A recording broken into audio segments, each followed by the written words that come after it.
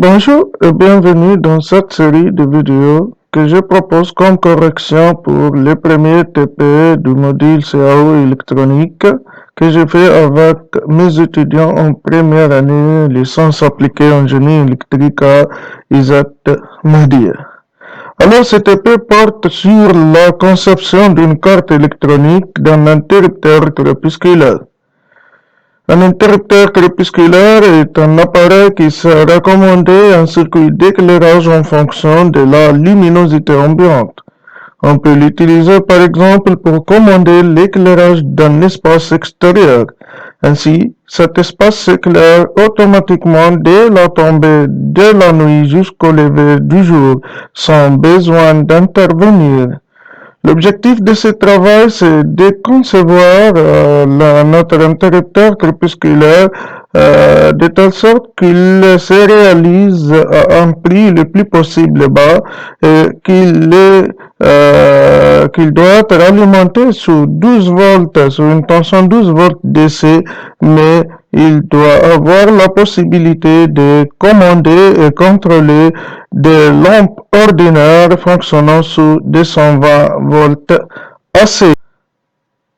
Alors, le schéma de base que j'ai proposé pour notre interrupteur crépusculaire est présenté par la figure 1.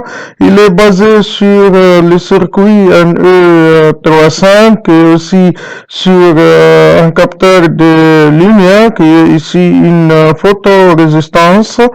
Je pensais que pour comprendre le fonctionnement de ce circuit, il est nécessaire de comprendre d'abord le fonctionnement de la photorésistance et surtout le fonctionnement du circuit intégré NE35. Pour cela, j'ai consacré pour chacun un paragraphe pour l'étudier. Commençons par la photorésistance. Nous avons une photo qui présente ce composant. Il s'agit d'un composant électronique dont la résistance varie avec la lumière ou dépend de la lumière à laquelle il est exposé. En anglais, on désigne ce composant par LDR ou Light Dependent Resistor. Alors, la question qui se pose maintenant, la résistance de ces composants, est-ce qu'elle diminue ou augmente si on augmente l'intensité de la lumière à laquelle il est exposé? Pour répondre à cette question, nous utilisons le logiciel de simulation circuit Wizard. Voilà alors le logiciel circuit Wizard. J'ai placé ici une photorésistance et un multimètre que j'ai réglé en mode ohmmètre. Je lance la simulation. Alors ici, nous avons l'intensité de la lumière exposée sur la LDR et de 10 lux. La valeur de la résistance de la LDR est maintenant égale à 10,43 mégaohms.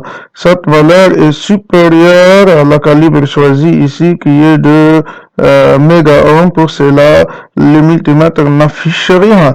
D'accord. Donc, j'augmente un peu l'intensité de la lumière exposée sur la photorésistance. Je remarque que sa résistance descend vers 4,87 qui est encore supérieur à 2 mégas. J'augmente plus, donc un peu plus l'intensité de la lumière. La résistance diminue encore plus. Voilà, donc le multimètre commence à afficher la valeur. Donc, je continue l'augmentation de la lumière. Donc, c'est clair ici que la résistance de la photorésistance diminue si on augmente l'intensité de la lumière exposée sur le composant. Alors, comme réponse à cette question, je propose la valeur de la résistance de la LDR diminue si on augmente l'intensité de la lumière à laquelle elle est exposée. On s'intéresse maintenant aux composants NE35. Nous avons une photo qui présente ces composants sur la figure numéro 3. Il s'agit d'un circuit intégré qui contient à son intérieur 23 transistors, 2 diodes et 16 résistances.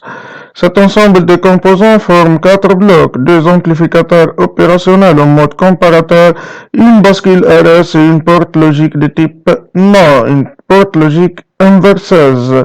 Aujourd'hui, on ne veut pas entrer dans les détails, on s'intéresse seulement à l'aspect fonctionnel du circuit NI35. Alors, je veux que vous reteniez que ce circuit possède 8 pattes. Nous avons 2 pattes d'alimentation, la patte numéro 1 et la patte numéro 8. On doit mettre la patte numéro 1 à la masse et la patte numéro 8 à plus VCC. Nous avons aussi une patte de sortie qui est la patte numéro 3 à travers laquelle notre circuit réagit. Et nous avons aussi 2 pattes d'entrée qui sont respectivement la patte numéro 2 et la patte numéro 6. C'est-à-dire en agissant sur ces 2 pattes, on agit sur la sortie, sur l'état de la sortie. Mais comment? Prenons le cas de la patte numéro 2. Cette patte s'appelle ici trig. Trig, c'est une sorte d'amorçage. Qu'est-ce qu'elle fait cette patte? Alors, elle active, voilà, amorçage, active la sortie dès que sa tension descend sous un tiers VCC. Ok. La patte numéro 6, qu'est-ce qu'elle fait? D'abord, cette patte s'appelle threshold. Threshold, si je traduis ces mots, ça veut dire en français seuil. Alors, qu'est-ce qu'elle fait cette patte? Elle désactive la sortie dès que sa tension dépasse 2 tiers VCC. Dépasse seul. Ah oui, ok, c'est bon. Nous avons aussi la patte numéro 7. Cette patte s'appelle discharge. Qu'est-ce qu'elle fait? Tout simplement, cette patte, elle se met à la masse si la sortie est désactivée. Mais si la sortie n'est pas désactivée, elle reste relâchée, elle reste flottante. D'accord. Tant que la sortie est désactivée, tant que la patte numéro 7 est à la masse. Ok. Il nous reste maintenant les 2 pattes 4 et 5. Prenons le cas de la patte numéro 5. Cette patte, elle s'appelle contrôle. Qu'est-ce qu'elle fait, cette patte? Elle nous permet d'accéder à la référence interne de tiers VCC. Ok. La patte numéro 4 ici, elle s'appelle reset. En français, ça veut dire remise à 0. Je reporte l'explication de cette patte ou du rôle de cette patte après faire l'essai de simulation. D'accord. Alors, pour l'essai de simulation, nous propose ici de saisir sur le logiciel circuit wizard les schémas présentés par la figure numéro 5. Voilà alors ces schémas. Alors, je saisis le montage présenté par la figure numéro 5 sur le logiciel circuit wizard. Alors, nous avons ici une source de tension qui alimente l'ensemble du circuit. Cette source est de 12 volts DC. Donc, la tension VCC est égale à 12 volts. Un tiers 12 volts c'est 4 volts. 2 tiers 12 volts c'est 8 volts. Nous avons ici une LED. Dans la LED 1 ici, son cathode ici, il est lié à la masse, alors que son anode il est lié à la sortie du circuit NE35, bien sûr, à travers une résistance de protection. Alors, cette LED s'allume si la sortie est activée, mais si la sortie 3 ici, la patte numéro 3 du circuit NE35 n'est pas activée, la LED D1 ne s'allume pas. D'accord. nous avons aussi une autre LED, la LED de 2 ici. Son cathode, il est lié à la patte numéro 7, mais son anode, il est lié à plus VCC, bien sûr, à travers une résistance de protection. Alors, cette LED s'allume si la patte numéro 7 et bien sûr son cathode sont à la masse. Sinon, cette LED ne s'allume pas. D'accord. Nous avons les deux pattes d'alimentation A et à la masse 8 et A plus VCC. La patte numéro 4, elle est liée à un interrupteur qui établit ou désétablit sa liaison A plus VCC. Ok, nous avons aussi les deux pattes d'entrée 2 et 6. Elles sont liées chacune à une source de tension variable, bien sûr, pour simuler les différents scénarios de fonctionnement. D'accord, alors je lance la simulation. Je commence par le cas où la patte numéro 4 n'est pas liée à plus VCC. Alors, ici on remarque que la sortie numéro 3 est désactivée.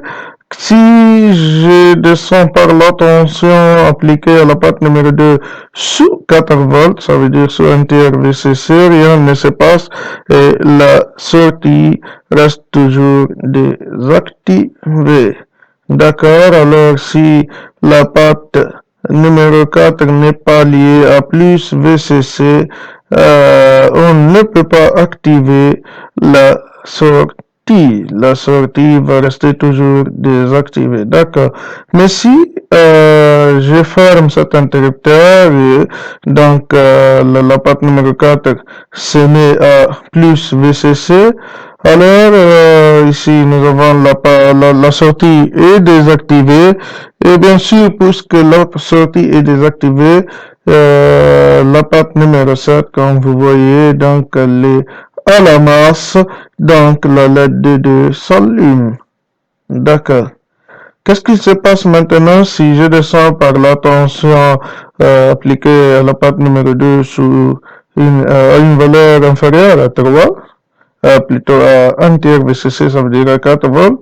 Alors je fais, voilà, comme vous voyez, la sortie s'est activée et la patte numéro 7 n'est plus à la masse, donc la LED 1 s'est allumée, mais la LED 2 n'est plus allumée. D'accord. Si je remets maintenant la tension appliquée à la patte numéro 2 à une tension supérieure à 1 tiers VC, soit 5 ici. Donc nous avons la tension appliquée à 2, c'est 5 volts. La tension appliquée à 6, c'est aussi 5 volts. Alors cette tension est supérieure à 1 tiers VCC. Donc la condition d'activation n'est pas validée et cette tension est aussi inférieure à 2 tiers VCC qui est 8, alors si la condition de désactivation n'est pas validée. Donc comme vous voyez ici, la sortie a gardé son état précédent qui est donc l'état actif.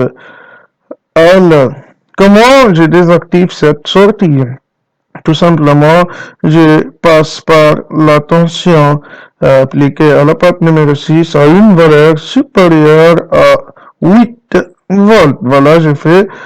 Donc, comme vous voyez, la sortie n'est plus active, mais la patte numéro 7 s'est mise à la masse. Donc, comme ça, la LED D1 n'est plus allumée, mais la LED de 2 s'est allumée. Alors la question ici qui se pose, qu'est-ce qu'il se passe si je garde la condition de désactivation validée?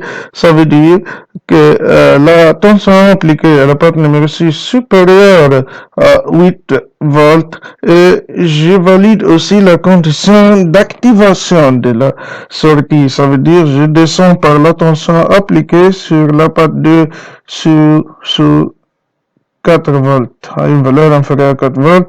Alors, vous voyez ici que la sortie s'est activée. Donc on peut déduire ici que notre circuit, le circuit NE35, c'est un circuit à marche prioritaire. D'accord. Je finis avec la patte numéro 5. Nous avons un voltmètre branché entre cette patte et la masse qui est la référence de tous les circuits. Ce voltmètre affiche maintenant 8 volts. 8 volts, c'est exactement 2 tiers VCC ou 2 tiers 12 volts. Alors, comme réponse à cette question, je propose une sorte de tableau de vérité, soit les suivants. Alors, comme vous voyez, si la patte numéro 4 n'est pas liée à VCC, c'est-à-dire qu'elle est à l'état 0, quel que soit l'état de deux entrées, la sortie numéro 3, la patte numéro 3 n'est pas activée. D'accord. Mais si la patte numéro 4 est liée à VCC, c'est-à-dire que son état logique est 1, dans ce cas, l'état de la sortie dépend des états de deux entrées. D'accord. Prenons le premier cas, si la condition d'activation est validée, ça veut dire que la patte numéro 2 a une tension inférieure à 1 tiers VCC. Alors, n'importe quel est l'état de la patte numéro 6, la sortie est activée. D'accord. Mais si maintenant, la condition d'activation n'est pas validée, ça veut dire que la tension à la patte numéro 2 est supérieure à 1 tiers VCC, alors que la condition de désactivation est validée. Ça veut dire que la tension à la patte numéro 6 est supérieure à 2 tiers. Dans ce cas, bien sûr, nous avons une sortie désactivée. D'accord. Mais si les deux conditions d'activation et de désactivation sont invalidées, ça veut dire que la tension appliquée à la patte numéro 2 est supérieure à 1 tiers VCC et la tension appliquée à la patte numéro 6 est inférieure à 2 tiers VCC.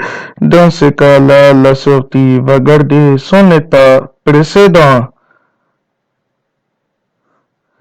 Ok, alors c'est tout pour aujourd'hui. On va continuer avec les autres parties du TP dans des vidéos ultérieures. Merci pour l'attention et à la prochaine.